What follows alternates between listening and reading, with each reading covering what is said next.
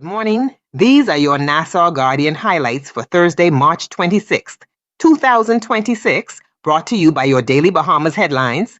We begin with the main story. A senior police officer has been charged with the murder of an American citizen following a fatal shooting in New Providence.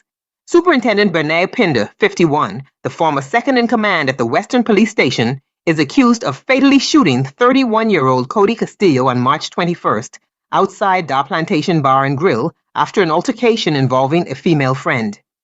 Castillo, a linesman at Pike Corporation, was reportedly sitting inside a company truck when the shooting occurred, and the incident was captured on the vehicle's dash camera. Pinder appeared before Acting Chief Magistrate Ancella and was denied bail. The case is expected to be fast-tracked to the Supreme Court, with the next hearing set for July 23rd. U.S. Ambassador Herschel Walker said he was pleased that charges were brought and confirmed that the U.S. Embassy has offered FBI assistance to support the investigation. Also making front-page news, Prime Minister Philip Davis defended the government's plan to acquire the Grand Bahama Power Company. Speaking in the House of Assembly, Davis said the acquisition is part of a wider reform effort aimed at easing the burden of high electricity bills on Grand Bahama residents and integrating the island into a fairer national energy system.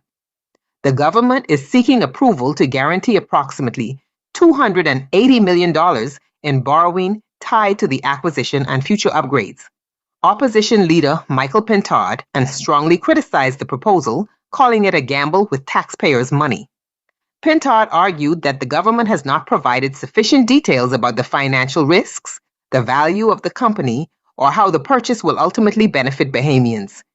He warned that taxpayers could be left responsible if the project fails financially.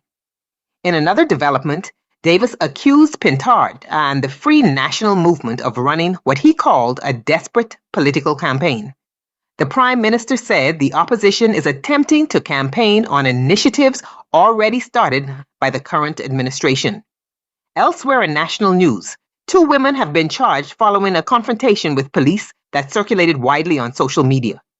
37-year-old Sterlanda Bastian and 30-year-old Tanesha Bastian appeared in court, facing multiple charges including disorderly behavior, resisting arrest, and threats of harm. Both pleaded not guilty and were granted bail, with their trial scheduled for June 2nd. In another incident reported today, a small aircraft traveling from Puerto Rico to Exuma was forced to make an emergency landing at the Mayaguana airport after experiencing engine trouble. Authorities say the aircraft left the runway and came to rest in nearby bushes. 2 people were on board and survived the incident, though the extent of their injuries has not yet been confirmed. Turning now to the editorial. The headline is "Another Squandered Opportunity." The Guardian editorial board argues that the government missed an opportunity to clearly explain the details behind the proposed purchase of the Grand Bahama Power Company.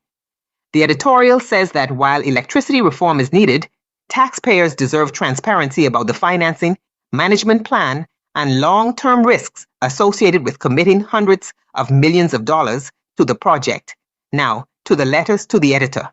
The first letter is titled "Opportunities Lost by Government Inaction on Reforming the Gaming Sector." The writer argues that the government should reform the domestic gaming industry so that more revenue flows to the state and more Bahamians have ownership opportunities. The second letter is titled "The PLP's Doctrine of Darkness: Secrecy by Design." The writer criticizes what he describes as a lack of transparency from the government, particularly regarding major policy decisions. Another letter titled "The Culture Choice" discusses national identity and encourages greater unity among Bahamians while acknowledging the cultural heritage of citizens of Haitian descent. Those are your Nassau Guardian highlights for Thursday, March 26, 2026. For the full stories and additional coverage, be sure to purchase a copy of today's Nassau Guardian or visit their website to read the complete edition. And remember, staying informed helps build a stronger society. Knowledge empowers citizens and strengthens democracy. Enjoy your day, be blessed, and be a blessing.